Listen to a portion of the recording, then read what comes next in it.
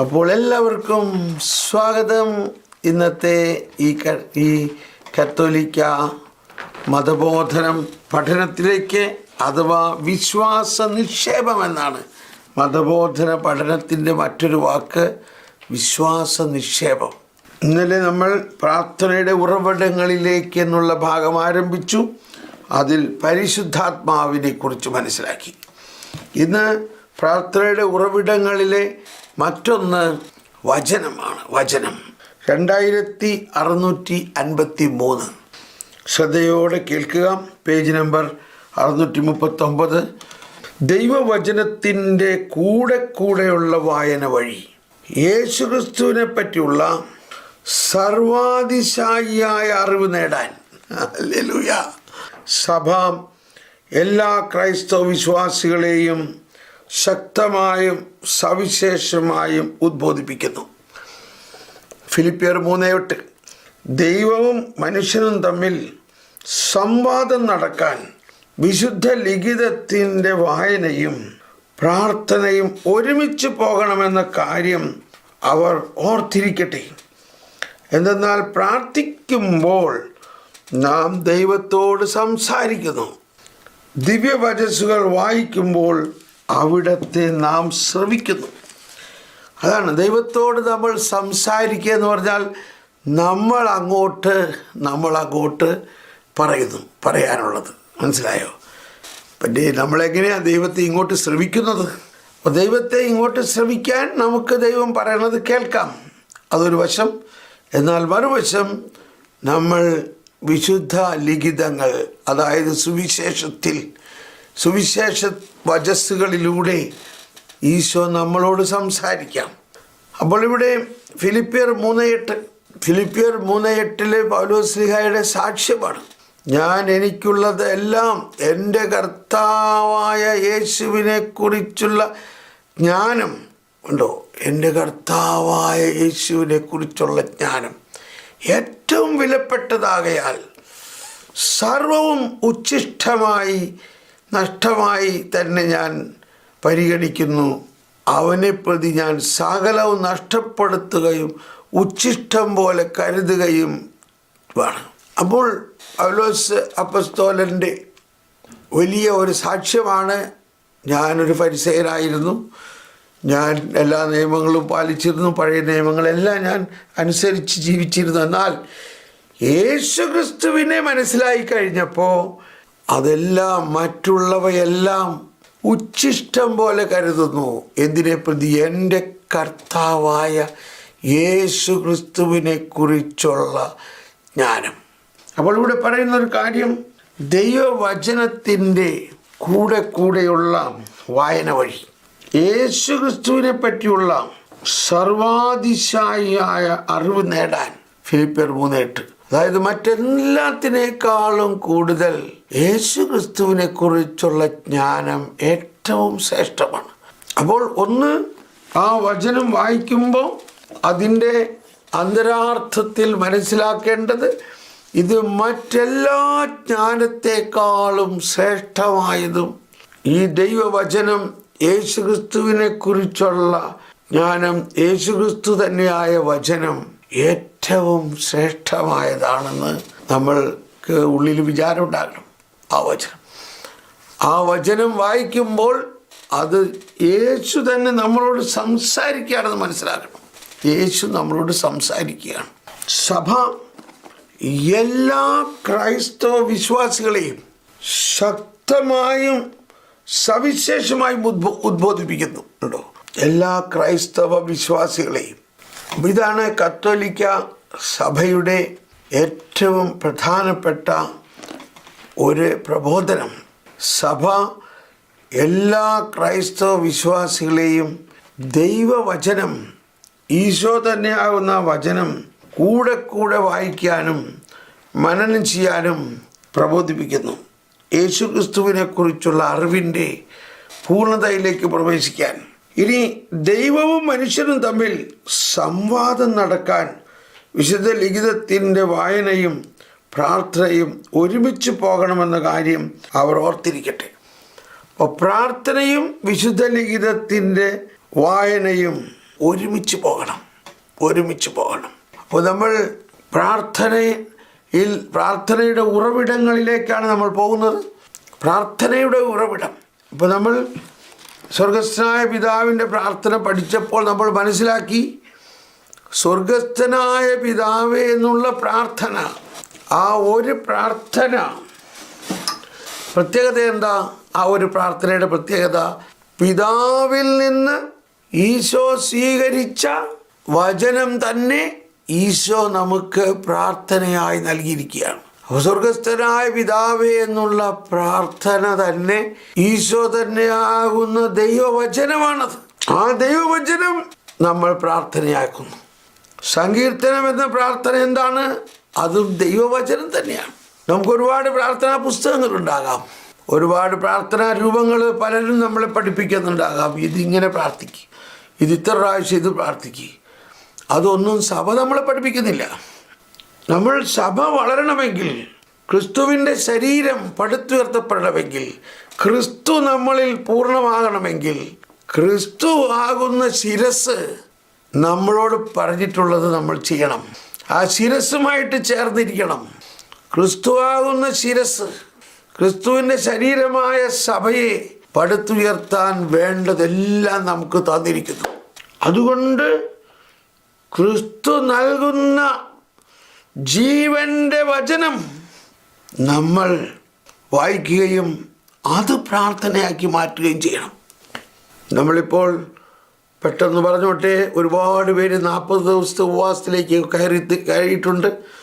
അപ്പോൾ കൊടുത്തിരിക്കുന്ന ഏറ്റവും വലിയ ഒരു ഡയറക്ഷൻ എന്ത് ഭക്ഷണം ഉപേക്ഷിക്കുന്നു എന്നതിനേക്കാൾ ഉപരി എത്രത്തോളം വിശുദ്ധ ലിഖിത പാരായണം വചനം ഭക്ഷിക്കുക എന്നുള്ളതാണ് അതിൻ്റെ പ്രധാന വിഷയം.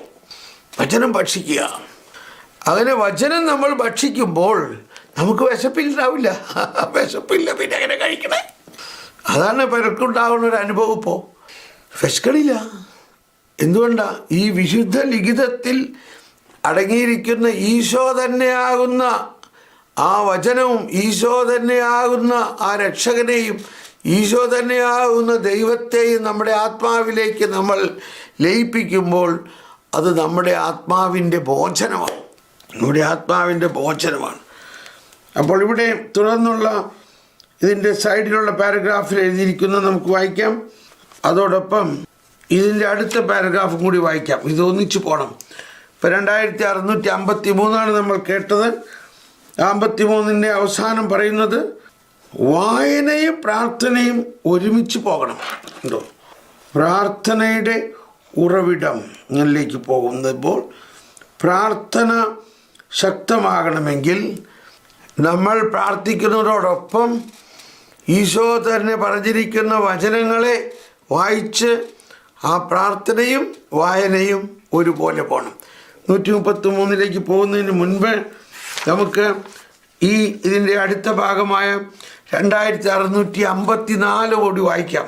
2654 പറയുന്നത്, പ്രാർത്ഥനയിൽ ദൈവവചനത്താൽ പരിപോഷിതമാവുന്ന ഹൃദയത്തിൻ്റെ അവസ്ഥ എന്തെന്ന് മത്തായി 7:7 വിശദീകരിച്ചിട്ടുണ്ട്.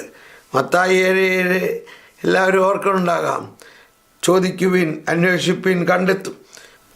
ആ വചനമാണ്. അപ്പോൾ അതിൻ്റെ ഒരു വ്യാഖ്യാനം ഇതാണ്. പ്രാർത്ഥനയെക്കുറിച്ചാണത്. പ്രാർത്ഥനയിൽ ദൈവവചനത്താൽ പരിപോഷിതമാകുന്ന ഹൃദയത്തിൻ്റെ അവസ്ഥ. ഇപ്പോൾ പലരും എന്നോട് ഇങ്ങനെ പറയാറുണ്ട്, ബ്രദറെ എനിക്ക് പ്രാർത്ഥിക്കാൻ പറ്റണില്ല.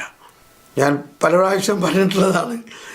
അപ്പോൾ ഞാൻ അവരോട് പറയും, നിങ്ങൾ പ്രാർത്ഥിക്കാൻ പറ്റുന്നില്ലെങ്കിൽ ഒരധ്യായം യോഹന്നാൻ്റെ സുവിശേഷം, ഞാൻ സാധാരണ പറയാറുള്ളത് യോഹന്നാൻ 14-ാം അധ്യായം വായിക്കുക, സാവധാനം വായിക്കുക. അതിന് പല കാരണങ്ങളുണ്ട്. അപ്പോൾ അത് വായിക്കുക എന്ന് പറയും. അപ്പോൾ അത് വായിക്കുമ്പോൾ അത് വലിയൊരു പ്രാർത്ഥനയായിട്ട് മാറുകയാണത്. ആ വചന പാരായണം, ആ വചനം പഠിക്കൽ. പ്രാർത്ഥനയിൽ ദൈവവചനത്താൽ പരിപോഷിതമാവുന്ന ഹൃദയത്തിൻ്റെ അവസ്ഥ, അതിനെക്കുറിച്ച് 7:7 പറയുന്നത് ശ്രദ്ധിക്കണം.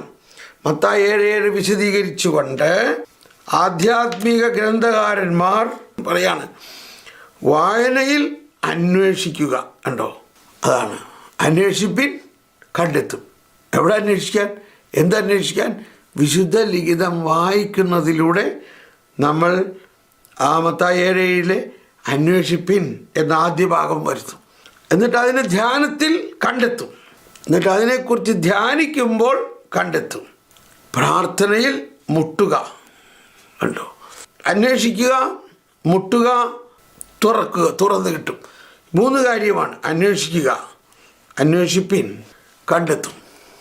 എങ്ങനെയാണ്? വിശുദ്ധ ലിഖിത പാരായണത്തിലൂടെ. ഇനി അതിനെ ധ്യാനിക്കുമ്പോൾ കണ്ടെത്തും. പ്രാർത്ഥനയിൽ മുട്ടുക. സായുജ്യ പ്രാർത്ഥനയിൽ നിങ്ങൾക്ക് തുറന്നു കിട്ടും. ഉണ്ടോ? തുറന്നു കിട്ടും. ഒരു ഉദാഹരണം ഇപ്പം എൻ്റെ മനസ്സിലേക്ക് വരുന്നതാണ്.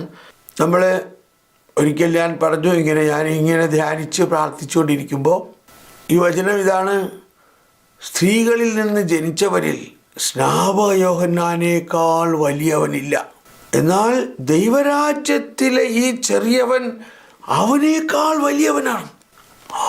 അതെന്താ അതിൻ്റെ അർത്ഥം? വീണ്ടും വായിച്ചു ധ്യാനിച്ചു. സ്ത്രീകളിൽ നിന്ന് ജനിച്ചവരിൽ, ഇപ്പം എൻ്റെ പ്രാർത്ഥനയാണത്, സ്ത്രീകളിൽ നിന്ന് ജനിച്ചവർ യോഹന്നാനേക്കാൾ വലിയവനില്ല. ഒന്ന്, യോഹന്നാൻ അമ്മയുടെ ഗർഭത്തിൽ വെച്ച് തന്നെ പരിശുദ്ധാത്മാവ് കൊണ്ട് നിറഞ്ഞവരാണ്. അങ്ങനെയുള്ളവൻ ആരാ? 2, യോഹന്നാൻ മറ്റ് പ്രവാചകന്മാരെക്കാൾ വലിയവനാണ്. കാരണം രക്ഷകനായ കർത്താവ് ഈശോ മിശിഹായെ സ്നാനപ്പെടുത്തിയിരിക്കുന്നു. അത്രയും വലിയ ഒരു വ്യക്തിയാണ് സ്നാപകയോഹന്നാൻ. ഓക്കെ. എന്നിട്ട് അടുത്ത് പറയാണ്, എന്നാൽ സ്വർഗരാജ്യത്തിലെ ഏറ്റവും ചെറിയവൻ അവനേക്കാൾ വലിയവനാണ്. അതാരാ സ്വർഗരാജ്യത്തിലെ ഏറ്റവും ചെറിയവൻ? അപ്പോൾ അതിങ്ങനെ തുറന്നു വരികയാണ്. എന്നോടിങ്ങനെ ചോദിക്കുകയാണ്, നീ സ്വർഗരാജ്യത്തിലാണോ? നീ യേശുക്രിസ്തുവിൽ വിശ്വസിക്കുന്നുവോ? വിശ്വസിക്കുന്നു. നീ യേശുക്രിസ്തുവിൽ സ്നാനം സ്വീകരിച്ചവരാണോ? ആണ്.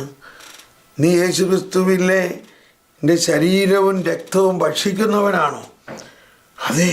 എങ്കിൽ നീ സ്വർഗരാജ്യത്തിലാണ്. അപ്പോൾ നീ ആകുന്ന സ്വർഗരാജ്യത്തിലെ ഈ മകൻ, ഈ സ്നാപക യോഹന്നാനോ അന്ന് വരെയുള്ള സകല പ്രവാചകന്മാരെക്കാളും, എന്തിനു പറയണം, ഈ സ്നാപക യോഹന്നാനേക്കാളും വലിയവനാണ്. അതങ്ങ് അകത്തങ്ങ് തുറന്നിട്ട് പിന്നെ നമുക്കങ്ങ് ഹല്ലേലൂയ വലിയ ഒരു നിധി കണ്ടെത്തിയ അനുഭവമാണ്. പിന്നെ നമുക്ക് ദൈവം പറയുന്ന വലിയ ഒരു രഹസ്യം മനസ്സിലായതിൻ്റെ വലിയ ആനന്ദം മാത്രമല്ല, ഞാൻ ആരാണ്, എന്നിലാരാണ്, എന്നെ കർത്താവ് എത്രത്തോളം വിലപ്പെട്ടവനായി കാണുന്നു, ഇതെല്ലാം അങ്ങ് മനസ്സിലാക്കിയിട്ട് ഒരു പ്രാർത്ഥന അങ്ങ് പോയി. Praise the Lord. അപ്പം അതാണ് പ്രാർത്ഥനയും വചനവും തമ്മിൽ ഇങ്ങനെ ലയിച്ചു പോകണം. നമ്മൾ പ്രാർത്ഥിക്കാനിരുന്നു, നമുക്കിഷ്ടമുള്ള എന്തെങ്കിലും കാര്യം ഇങ്ങനെ പ്രാർത്ഥിച്ചുകൊണ്ടായില്ല. നമുക്ക് ദൈവം ഒരുക്കി വച്ചിരിക്കുന്നത് കണ്ണ് കാണാത്തതും കാത് കേൾക്കാത്തതും മനുഷ്യ മനസ്സിനെ ഗ്രഹിക്കുക പോലും ചെയ്യാത്ത വലിയ കാര്യങ്ങളാണ്. അത് ഹൃദയത്തിൽ ദൈവം പകരുന്നു. അപ്പോൾ ഇനി നമുക്ക് 133 പോകാം. അതിൽ ഈ വചനത്തെക്കുറിച്ച് തന്നെയാണ് പറയുന്നത്. 133 വായിക്കുന്നതോടൊപ്പം 131 കൂടി നമുക്കൊന്ന് വായിച്ചു കളയാം, ഒരു ബോണസായിട്ട്. അത് രണ്ടും ചേട്ടനനുജനുമാണ്. വിശുദ്ധ ഗ്രന്ഥം സഭാജീവിതത്തിൽ 131 മുതലൊന്ന് വായിക്കാട്ടോ. സഭയ്ക്ക് താങ്ങും ശക്തിയും സഭാ തനയർക്ക് കരുത്തും ആത്മാവിന് പോഷണവും ആധ്യാത്മിക ജീവിതത്തിന് സംശുദ്ധവും സനാതനവുമായ ഉറവിടവും ആകത്തക്ക വിധം ബലവും കഴിവും ഉള്ളതാണ് ദൈവവചനം. ആത്മാവിന് പോഷണം, ആധ്യാത്മിക ജീവിതത്തിന് സംശുദ്ധവും സനാതനവുമായ ഉറവിടവും. എന്താണെന്ന് വിചാരിച്ചേക്കണേ. അതിനാൽ ക്രിസ്തീയ വിശ്വാസികൾക്ക് വിശുദ്ധ ഗ്രന്ഥങ്ങളിലേക്കുള്ള മാർഗം വിശാലമായി തുറന്നിടണം. എല്ലാവരും അത് വായിക്കണം. ഇത് മനസ്സിലാക്കേണ്ടത്, ഒരു കാലഘട്ടത്തിൽ വിശുദ്ധ ലിഖിതം വളരെ പൂജ്യമായിട്ട് വെച്ചുകൊണ്ടിരുന്നു. ആരും അത് എടുക്കരുത്, ഇത് അച്ഛന്മാർക്കും ബിഷപ്പ്മാർക്കും ഒക്കെ ഉള്ളതാണ്, ഇത് ആരും കയ്യിലെടുക്കരുത്. പക്ഷേ അങ്ങനെ അന്നത്തെ കാലത്ത് വിശുദ്ധ ലിഖിതം ഒരാൾക്ക് കിട്ടണമെങ്കിൽ ബിഷപ്പിൻ്റെ പെർമിഷൻ വേണമായിരുന്നു. ഞാനിത് പറയുമ്പോൾ എൻ്റെ അപ്പൂപ്പന് അങ്ങനെ ആ നാട്ടിൽ വിശുദ്ധ ലിഖിതം സ്വന്തമായിട്ട് കയ്യിൽ വയ്ക്കാൻ റിട്ടേൺ പെർമിഷനുള്ള ഒരാളായിരുന്നു. അപ്പോൾ അത്രയായി കഴിഞ്ഞാൽ പിന്നെ ആ സ്ഥലത്ത് വയ്ക്കുമോ, ആരെ കൊണ്ട് തൊടിപ്പിക്കില്ലായിരുന്നു. പക്ഷേ മക്കളെ കൊണ്ട് എല്ലാവരെ കൊണ്ടും ഒരധ്യായം വായിപ്പിക്കും വൈകുന്നേരം, അല്ലാണ്ട് അത്താഴമില്ല. ഇതായിരുന്നു നിയമം. അങ്ങനെ അപ്പൂപ്പൻ അവിടെ ഇരിക്കും, അത് കേട്ട് എന്നിട്ട് അതിലെന്തെങ്കിലും കറക്ഷൻ ഉണ്ടെങ്കിൽ അങ്ങനെയല്ല, ഇവിടെ എങ്ങനെയാണ്, ഇങ്ങനെയൊക്കെ. അങ്ങനെയുള്ള അപ്പനാണ് പിന്നെ ഞങ്ങൾക്ക് മാതൃക നൽകിക്കൊണ്ട് എല്ലാ ദിവസവും വിശുദ്ധ ലിഖിത പാരായണം. അപ്പം അങ്ങനെ നമുക്കൊരു പൈതൃകം കിട്ടി. അപ്പം ഇതൊരു ക്രിസ്തീയ പൈതൃകമാണ്. ഇതാണ് സഭയിൽ വാസ്തവത്തിൽ വേണ്ടത്. എല്ലാ ദിവസവും വിശുദ്ധ ലിഖിതം വായിക്കാൻ നമ്മൾ കൂടുതൽ ആഭിമുഖ്യം കാണിക്കണം. കാരണം അത് ഒരാത്മാവിന് വേണ്ട പോഷണമാണ്, ഭക്ഷണമാണ്. ഓക്കെ, കേട്ടു. നമ്മൾ 132-133 പോകാം. തന്മൂലം തിരുലിഖിത പഠനം തന്നെ ആയിരിക്കണം വിശുദ്ധ ദൈവശാസ്ത്രത്തിൻ്റെ ആത്മാവ്. ആലോചിച്ചു. Praise the Lord. വിശുദ്ധ ദൈവശാസ്ത്രത്തിൻ്റെ ആത്മാവ് എന്തായിരിക്കണം? വിശുദ്ധ ലിഖിത പഠനം തന്നെ ആയിരിക്കണം. വിശുദ്ധ ലിഖിത പഠനം തന്നെ ആയിരിക്കണം. വചന ശുശ്രൂഷ, അജപാലനപരമായ പ്രഘോഷണം, മതബോധനം, എല്ലാ തരത്തിലുള്ള ക്രിസ്തീയ പ്രബോധനം, ഇതിൽ ആരാധനാക്രമത്തിലെ പ്രഘോഷണത്തിന് സുപ്രധാന സ്ഥാനമുണ്ട്. ഹോമിലി എന്നിവ ആരോഗ്യപരമായി പോഷിപ്പിക്കപ്പെടുന്നതും വിശുദ്ധമായി ശക്തി പ്രാപിക്കുന്നതും വിശുദ്ധ ഗ്രന്ഥത്തിൻ്റെ വചനത്തിലൂടെയാണ്. 133 അതാണ് നമ്മുടെ ഇതിനോട് ചേർത്തിട്ടുള്ള ഭാഗം. കൂടെയുള്ള വിശുദ്ധ ഗ്രന്ഥ പാരായണം വഴി, ഇതെല്ലാം പ്രാർത്ഥനയുടെ ഉറവിടമാണ്. കൂടെയുള്ള വിശുദ്ധ ഗ്രന്ഥ പാരായണം വഴി യേശു ക്രിസ്തുവിനെ കുറിച്ചുള്ള മഹത്തരമായ വിജ്ഞാനം ആർജിക്കുവാൻ സഭ ക്രിസ്തീയ വിശ്വാസികളെയെല്ലാം ശക്തമായും പ്രത്യേകമായും ആഹ്വാനം ചെയ്യുന്നു. ഇനി അടുത്ത് നമ്മളെല്ലാം കേട്ട് പരിചയമുള്ള ഒരു വാക്യമാണ് വിശുദ്ധ ജെറോമിൻ്റെ. വിശുദ്ധ ഗ്രന്ഥത്തെക്കുറിച്ചുള്ള അജ്ഞത ക്രിസ്തുവിനെ കുറിച്ചുള്ള അജ്ഞതയാണ്. The ignorance about the holy scripture is ignorance about Christ. അതാണ് ക്രിസ്തു നമ്മളിൽ രൂപീകരിക്കണമെങ്കിൽ വിശുദ്ധ ലിഖിതം നമ്മൾ കൂടുതൽ വായിച്ച് അത് മനസ്സിലാക്കുകയും അതിൽ ഇപ്പോൾ വേറൊരു വചനം ഞാൻ വായിക്കാൻ ഇങ്ങനെ വെമ്പൽ കൊണ്ടുകൊണ്ടിരുന്നത് 460 അതൊന്ന് കേട്ടോട്ടോ. ദൈവപ്രകൃതിയിൽ നമ്മെ ഭാഗവാക്കുകളാകാൻ വേണ്ടിയാണ് വചനം മാംസം ധരിച്ചത്. ദൈവവചനം മനുഷ്യനായി, ദൈവപുത്രൻ മനുഷ്യപുത്രനായി. ശ്രദ്ധിക്കണം. അപ്പോൾ നമ്മൾ വായിക്കുന്ന ദൈവവചനം മനുഷ്യനായി അവതരിച്ച വചനമാണ്. അങ്ങനെ ആ ദൈവവചനം മനുഷ്യനായി, ദൈവപുത്രൻ മനുഷ്യപുത്രനായി. ദൈവവചനവുമായി ഐക്യപ്പെടുന്നതിലൂടെ ആ ദൈവപുത്രനായ ആ വചനത്തെ, അല്ലെങ്കിൽ ദൈവപുത്രൻ മനുഷ്യപുത്രനായ ആ വചനത്തെ നമ്മൾ സ്വീകരിച്ച് നമ്മളിൽ ലയിക്കുമ്പോൾ ദൈവവചനവുമായി ഐക്യപ്പെടുന്നതിലൂടെയും അങ്ങനെ ദത്തുപുത്രസ്ഥാനം സ്വീകരിക്കുന്നതിലൂടെയും മനുഷ്യൻ, നമ്മൾ ഓരോരുത്തരും ദൈവപുത്രനായി തീരുന്നതിന് വേണ്ടിയാണത്. അതായത് ആ ദൈവവചനം മൂലം ദൈവപുത്രൻ മനുഷ്യപുത്രനായി. ഈ വചനത്തെ നമ്മൾ സ്വീകരിച്ച് നമ്മളിൽ ആ വചനം ലയിക്കുമ്പോൾ നമ്മൾ മനുഷ്യപുത്രൻ ദൈവപുത്രനാകുന്നു. ദൈവപുത്രൻ എന്ന് പറഞ്ഞാൽ ദൈവങ്ങളാകുന്നു. അതാണ് ഇവിടെ പറയുന്നത്.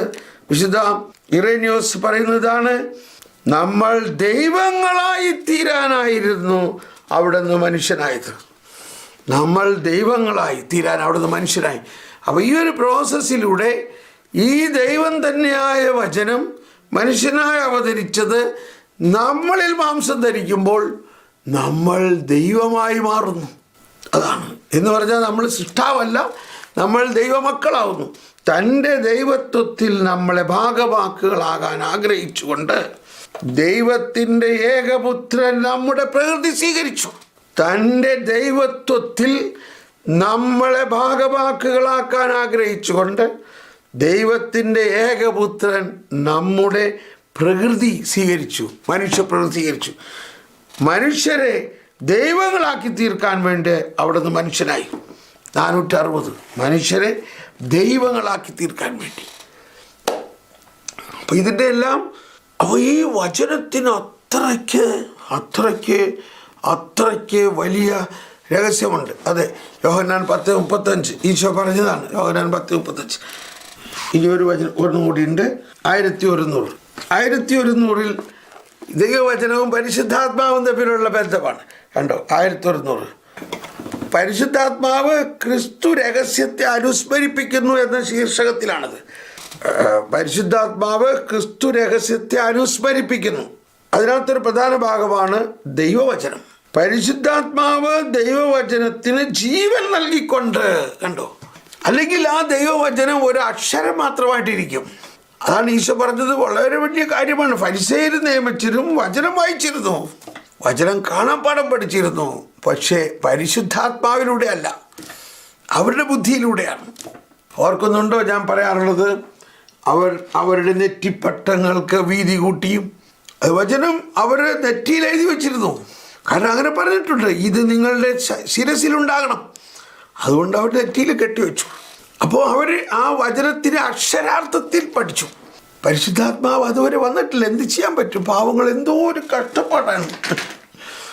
ദൈവവചനത്തെ അതുപോലെയാണ് അവർ നോക്കിയിരുന്നത്. അതുകൊണ്ടാണ് ഈശോ പറഞ്ഞത്, എൻ്റെ ശരീരം ഭക്ഷിക്കുകയും എൻ്റെ രക്തം പാനം ചെയ്യുകയും ചെയ്യുന്നവരെല്ലാം. അവരാകെ പറയും, ഇതെന്തി പറയണത്, ഇവൻ്റെ ശരീരം ഭക്ഷിക്കുക. അപ്പം ആ വചനത്തിൻ്റെ അകത്തുള്ള ആത്മാവിനെ അവർ മനസ്സിലാക്കുന്നില്ല. പരിശുദ്ധാത്മാവാണ് അതിന് ജീവൻ നൽകുന്നത്. ആ അർത്ഥത്തിലാണ് യോഹന്നാൻ 6:63 കഴിഞ്ഞ ഞായറാഴ്ചത്തെ വായന യോഹന്നാൻ 6:63 പറഞ്ഞത്, ഞാൻ നിങ്ങളോട് പറയുന്ന വചനം ആത്മാവും ജീവനുമാണ്. അത് വെറും അക്ഷരമല്ല. ഇത് ഞാൻ പല പ്രാവശ്യം പറയുന്നത്, പല സമൂഹങ്ങളും പലരും വചനത്തെ ഈ അക്ഷരമായിട്ട് അവിടെ അങ്ങനെ പറഞ്ഞേക്കണു, അത് പറഞ്ഞേക്കണില്ലേ, കറക്റ്റല്ലേ? എന്നാൽ ആ പറഞ്ഞേക്കണതിൻ്റെ അക്ഷരത്തിൻ്റെ അകത്തുള്ള ആത്മാവിനെ മനസ്സിലാക്കുന്നില്ലെങ്കിൽ അതിന് ജീവനില്ല. അതാണ് ഇവിടെ പറയുന്നത് കേട്ടോ. പരിശുദ്ധാത്മാവ് ദൈവവചനത്തിന് ജീവൻ നൽകിക്കൊണ്ട്. അതെങ്ങനെയാ അതിൻ്റെ അർത്ഥം? പരിശുദ്ധാത്മാവാണ് ഈ ദൈവവചനത്തിൻ്റെ രചനയിലെ പ്രധാന പ്രചോദകൻ. പരിശുദ്ധാത്മാവിൻ്റെ പ്രവൃത്തിയിലൂടെയാണ് ദൈവവചനം രചിക്കപ്പെട്ടത്.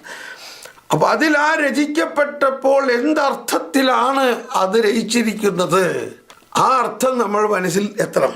അപ്പോൾ പരിശുദ്ധാത്മാവ് ദൈവവചനത്തിന് ജീവൻ നൽകിക്കൊണ്ട് സമൂഹത്തെ, കണ്ടോ, രക്ഷാസംഭവത്തിൻ്റെ അർത്ഥത്തെപ്പറ്റി ഓർമ്മിപ്പിക്കുന്നു.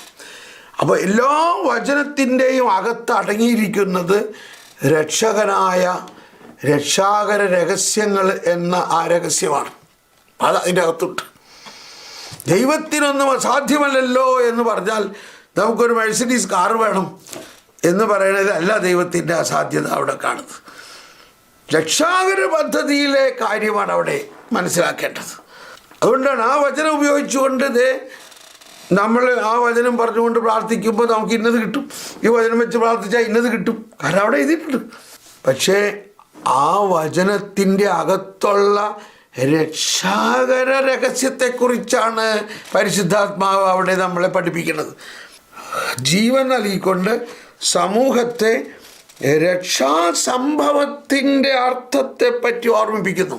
ദൈവവചനം പ്രഘോഷിക്കപ്പെടുന്നത് സ്വീകരിക്കപ്പെടുകയും ജീവിതത്തിൽ പകർത്തപ്പെടുകയും ചെയ്യേണ്ടതിനാണത്. അപ്പോൾ ആ ദൈവവചനം പ്രഘോഷിക്കപ്പെടേണ്ടത് സ്വീകരിക്കപ്പെട്ടത് നമ്മുടെ ജീവിതത്തെ അത് രൂപാന്തരപ്പെടുത്തണം, ജീവിതത്തിൽ പകർത്തപ്പെടണം എന്ന് പറഞ്ഞാൽ നമ്മുടെ ജീവിതത്തിൽ അതുകൊണ്ടുള്ള ഫലങ്ങളുണ്ടാകണം. ജീവിതം അതനുസരിച്ച് അങ്ങ് രൂപപ്പെടും. അപ്പം നമ്മളിൽ വലിയ കാര്യം ചെയ്യുന്നത് നമ്മളിൽ ഈ വചനം മാംസമാകുമ്പോഴാണ്. അതാണ് ദൈവവചനം പ്രഘോഷിക്കപ്പെടുന്നത് സ്വീകരിക്കപ്പെടുകയും ജീവിതത്തിൽ പകർത്തപ്പെടുകയും ചെയ്യേണ്ടതിനാണ്. തുടർന്ന് വിശുദ്ധ കുർബാനയുടെ ലിറ്റർജിയിലെ കാര്യമാണ്. ഇപ്പം നമ്മൾ ചിലപ്പോൾ പറയാറുണ്ട്, നമ്മളോട് ചില പ്രൊട്ടസ്റ്റന്റുകാരെല്ലാം തർക്കിക്കുമ്പോൾ പറയും, നിങ്ങൾക്ക് വിശുദ്ധ കുർബാന മാത്രമേ ഉള്ളൂ, ഞങ്ങൾക്ക് വചനമാണെന്ന് പറയും. എന്താണ് ഈ കുർബാന? ഈ കുർബാന എന്താ? ഈ കുർബാന വേറെ എവിടെന്നെങ്കിലും ഉണ്ടായതാണോ? ഈ കുർബാനയിൽ മുഴുവനും ദൈവവചനമാണ്. ആ കുർബാനയിൽ ഓരോ വാക്കുകളും ദൈവവചനത്തിൽ നിന്നുള്ളതാണ്. ആ കുർബാന മുഴുവനും രക്ഷാകര രഹസ്യമാണ്. ഇപ്പം പെട്ടെന്ന് വരുന്നത് മലങ്കര കുർബാനയിലെ ആ പ്രാരംഭഗാനമാണ്. നാഥാ നിൻ ജനനം സ്നാനം പീഡാക്രൂശേറ്റം മൃതിയുത്ഥാനം സ്വർഗാരോഹണമിവയും ആദിപിതാക്കളെയും ഓർമ്മിക്കുന്നീയാഗത്തിൽ. കണ്ടോ, നാഥാ നിൻ ജനനം. കണ്ടോ, അതാണ് വിശുദ്ധ കുർബാനയിൽ ആദ്യത്തെ സ്റ്റെപ്പ്. നമ്മൾ ഗ്ലോറിയ പാടുന്നു. സ്നാനം, മധുബഹായിൽ വിരി തുറക്കുന്നതും, കണ്ടോ, പീഡാസഹനം. അതാണ് കുർബാന. നാഥാ നിൻ ജനനം സ്നാനം പീഡാ ക്രൂശേറ്റം മൃതിയുത്ഥാനം സ്വർഗാരോ. എന്തോ ഒരു വിസ്മയമാണില്ലേ! ഒറ്റ സെന്റൻസിലെ രക്ഷാകര സംഭവങ്ങൾ മുഴുവനും കുർബാനയ്ക്ക് ആമുഖമാണ്. അപ്പോൾ ഈ കുർബാനയിലുള്ള ലിറ്റർജി എന്ന് പറഞ്ഞാൽ അത് മുഴുവനും ഈ രക്ഷാകര സംഭവങ്ങൾ ഈശോയുടെ വചനവുമായിട്ട് ബന്ധപ്പെട്ടിട്ടാണ്. അപ്പോൾ ലിറ്റർജിയുടെ ആഘോഷത്തിൽ വിശുദ്ധ ലിഖിതത്തിന് പരമപ്രാധാന്യമുണ്ട്. ഒന്ന്, ഈ ലിറ്റർജി മുഴുവനും വിശുദ്ധ ലിഖിതത്തിൽ നിന്നാണ് എന്ന് മനസ്സിലാക്കണം. രണ്ട്, അതിൽ തന്നെയുള്ള വചന ശുശ്രൂഷയ്ക്ക് വളരെ പ്രാധാന്യമുണ്ട്, പരമപ്രാധാന്യമുണ്ട്. കണ്ടോ, എഴുതിയിരിക്കുന്നത് വിശുദ്ധ ലിറ്റർജിയുടെ ആഘോഷത്തിൽ വിശുദ്ധ ലിഖിതത്തിന് പരമപ്രാധാന്യമുണ്ട്. വായിക്കാനും പ്രസംഗത്തിൽ വിശദീകരിക്കാനുള്ള വായനകൾ, ആലപിക്കാനുള്ള സങ്കീർത്തനങ്ങൾ, കണ്ടോ, വിശുദ്ധ ലിഖിതം തന്നെയാണ് ആലപിക്കേണ്ടത്. അവിടെ വേറെ എന്തെങ്കിലും പാട്ടല്ല ആലപിക്കേണ്ടത്, അതിൽ നിന്നുള്ളവയാണ്, വിശുദ്ധ ലിഖിതത്തിൽ നിന്നുള്ളവയാണ്. വായിക്കാനും പ്രസംഗത്തിൽ വിശദീകരിക്കാനും, കണ്ടോ, വേറെ എന്തെങ്കിലും എടുത്ത് വിശദീകരിക്കാനല്ല വേണ്ടത്. വിശുദ്ധ ലിഖിതത്തിലെ രഹസ്യങ്ങൾ ക്രിസ്തു രഹസ്യങ്ങളാണ് പ്രസംഗത്തിൽ പറയേണ്ടത്. ആലപിക്കാനുള്ള ഗാനങ്ങളും വിശുദ്ധ ലിഖിതത്തിൽ തന്നെയാണ്. സങ്കീർത്തനങ്ങളും പ്രാർത്ഥനകളും, സമാഹരണ പ്രാർത്ഥനകൾ എന്ന് പറഞ്ഞാൽ ഈ കുർബാനയുടെ മധ്യ ലത്തീൻ കുർബാനയിലുള്ള പ്രെയർ ഓഫ് ദ കളക്ട്, സമാഹരണ പ്രാർത്ഥനകളും എല്ലാം വിശുദ്ധ ലിഖിതത്തിൽ നിങ്ങളും അവയുടെ പ്രചോദനവും, സമാഹരണ പ്രാർത്ഥനകളും ഗീതങ്ങളും അവയുടെ പ്രചോദനവും ശക്തിയും സ്വീകരിക്കുന്നത് അതിൽ നിന്നാണ്. കർമ്മങ്ങളും അടയാളങ്ങളും അവയുടെ അർത്ഥവും സ്വീകരിക്കുന്നതും അതിൽ നിന്ന്. പിന്നെ വേറെ എന്താ വിശുദ്ധ കുർബാനയിലുള്ളത്? അപ്പോൾ ഇതെല്ലാം വിശുദ്ധ ലിഖിതത്തിൽ നിന്ന് തന്നെയാണുള്ളത്. അതുകൊണ്ട് ഒരു വിശുദ്ധ കുർബാന അർപ്പിച്ച് കഴിയുമ്പോൾ നമ്മൾ അതിൽ ഓരോ കാര്യവും വിശുദ്ധ ലിഖിതവുമായിട്ട് ബന്ധപ്പെടുത്തി മനസ്സിലാക്കണം. ഇപ്പം ഞാൻ പല പ്രാവശ്യം പറഞ്ഞിട്ടുള്ളതാണ്, നമ്മൾ വിശുദ്ധ കുർബാനയ്ക്ക് പോകുമ്പോൾ, വിശുദ്ധ കുർബാന വിശുദ്ധ കുർബാന ആഘോഷിക്കാൻ പോകുമ്പോൾ നമ്മൾ അതിനു മുമ്പേ തന്നെ പഴയ നിയമവായനകളും സങ്കീർത്തനങ്ങളും പുതിയ നിയമവായനകളും വായിച്ച് അത് നമ്മളുടെ കണക്ഷനും എല്ലാം മനസ്സിൽ കണ്ടുകൊണ്ട് പോകുന്നത് നല്ലതാണ്. ഓക്കെ, അപ്പോൾ നമ്മളിവിടെ നിർത്തണം. അപ്പോൾ പ്രാർത്ഥനയുടെ ഉറവിടത്തിലേക്ക് നീങ്ങുമ്പോൾ വിശുദ്ധ ലിഖിതത്തിൻ്റെ പ്രാധാന്യമാണ് നമ്മളിപ്പോൾ പഠിച്ചത്. നമ്മൾ ഇന്നലെ പഠിച്ചത് പ്രാർത്ഥനയുടെ ഉറവിടങ്ങളിലേക്ക് നീങ്ങുമ്പോൾ പരിശുദ്ധാത്മാവിൻ്റെ പ്രാധാന്യമാണ് നമ്മൾ പഠിച്ചത്.